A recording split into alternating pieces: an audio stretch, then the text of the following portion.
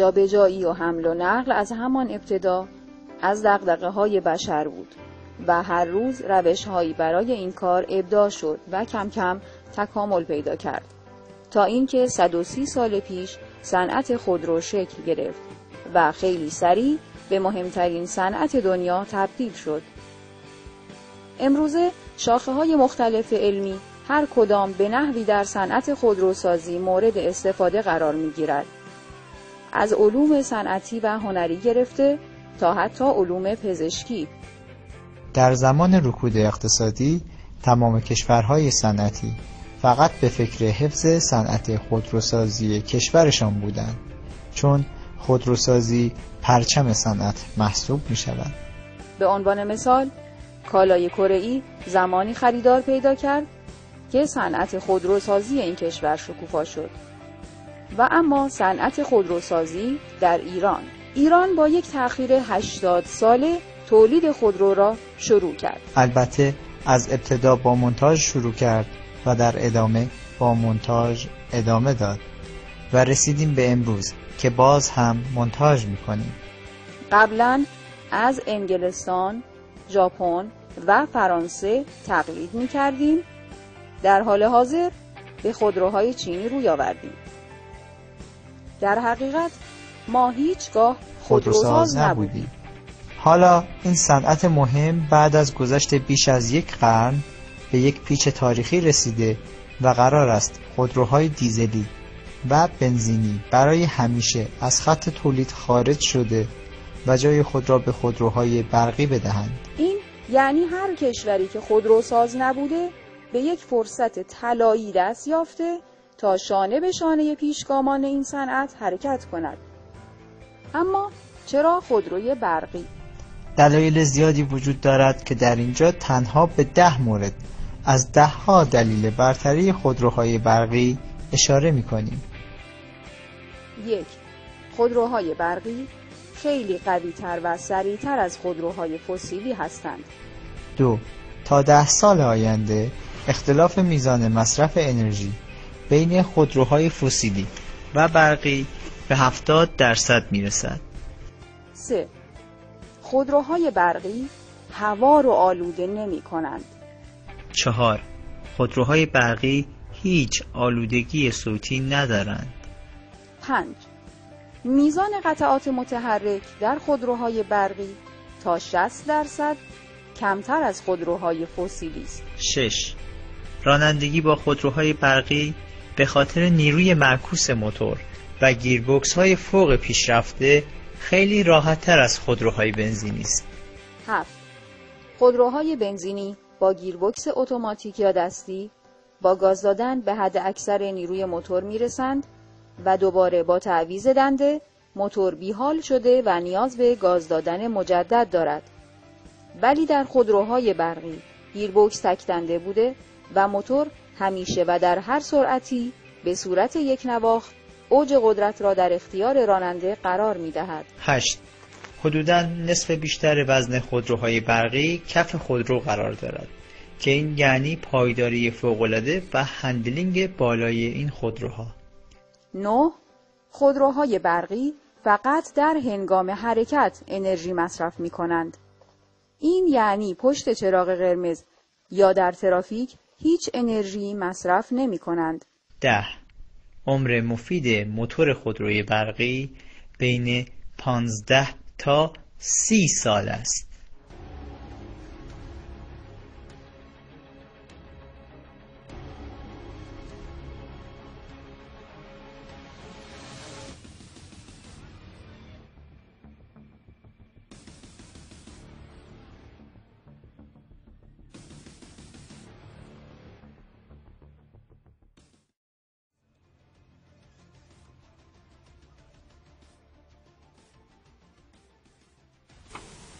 ببینید مشکلی که هست معمولا ما به امروز نگاه میکنیم. اصولا در کار صنعت ما باید به فردا نگاه بکنیم. من در ابتدای صحبتم سعی کردم به موضوع برسونم که خودروهای آینده خودروهای الکتریک و هایبرید الکتریک هستن. آریان مخترع این آقای جمشید آریان طراح اصلی محقق و مخترع ایرانی جمشید آریان است. آقای آریان ما در خدمت شما هستیم. آریان است محقق و سازنده خودرو الکتریکی آریانا. Jamshid Aryan's invention is his unique method. من جمشید آریان هستم، محقق و مخترعی هستم که تقریباً مدت حدود 37 سال مشغول کارهای علمی هستم.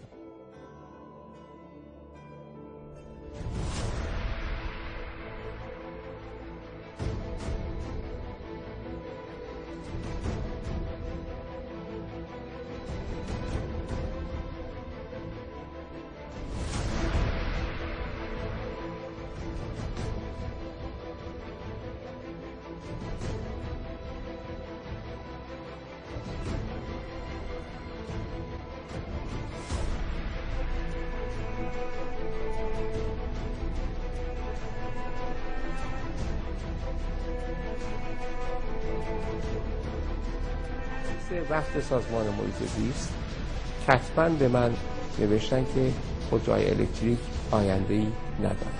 سازمان بهینه سوخت کتباً نوشت که طرح شما، ایده شما دارای حق تقدم برای ما نیست.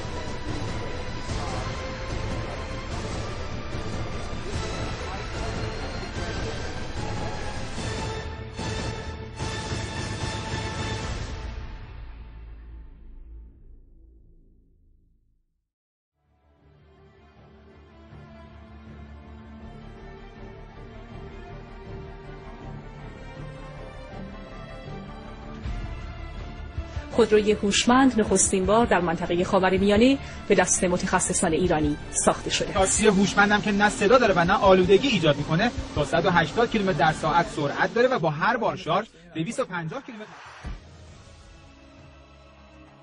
خودروی ایرانی سمن طراحی کردن که این خودرو رو با محیط زیست سازگار. یکی از ویژگی‌های این خودرو اینه که به جای اینکه از اگزوزش دود بیاد بیرون، آب میاد بیرون.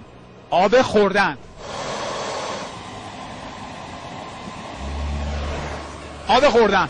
160 کیلومتر سرعت داره و این خودرو با توجه به استعداد فناوری پل سوختی که درش هست تا 600 km برد داره. 4-5 کشور دنیا توان طراحی و ساخت همچین سیستم و خودروی دارن. An alternative to fuel the electric car. For this, urban spaces need to be equipped with quick refilling stations like these ones.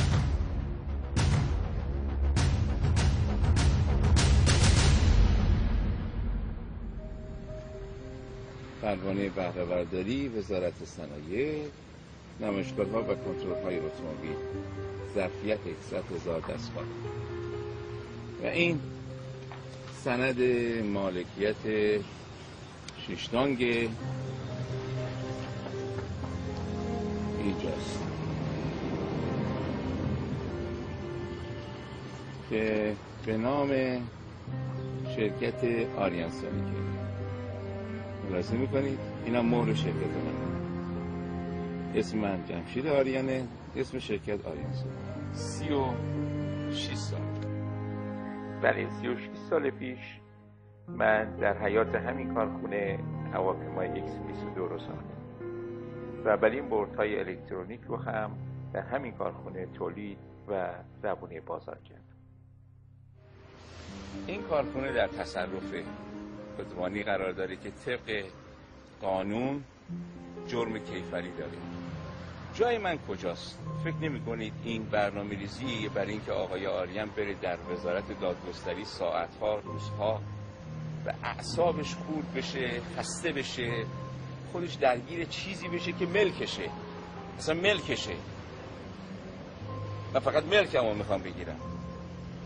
فکر نمی کنید این پشتش این جواب سوال یه دیگه میتونم بدن که من چرا باید من به جای اینکه تو کارخونم باشم، به جای اینکه به فکر طراحی باشم، به فکر تولید باشم، استقلال اقتصادی باشم، اقتصاد مقاومتی باشم، مدیریت جهادی اقتصاد مقاومتی باشم، من به جای اینکه برای این اهداف حرکت بکنم، تولید بکنم. ما صنعتگر داریم، آدمی که فکر کنه داریم، اون آدم اقتصادی و مدیرمون یه چیزیش میشه. آقا این ماده تو تلویزیون 100 تا سند از همه مقامات کشور نشون میده جلو دوربین که آقا من همه گفتن بشود، یکی گفت هیچ نمیشه، این مافیایی به نام ایران خودرو نمیذاره. حالا خوبه در کشور باز میشه، فردا همه جور خودرو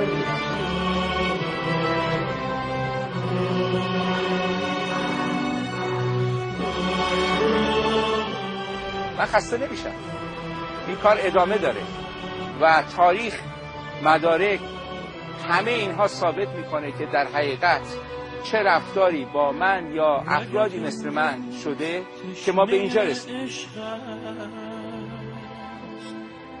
دل رنجیده خون نمیخواد،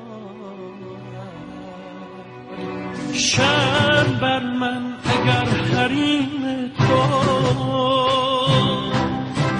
پیش چشمان من شکسته شود. وای بر من اگر ببینم چشم رو به رویای عشق بسته شود. وطنم ای شکوه پا بر جا. یادم میاد آخرین مصاحبه‌ای که رادیو جوان با من داشت، گفت آیا آریان کجا میرید؟ گفتم من هر جا میرم برمیگردم.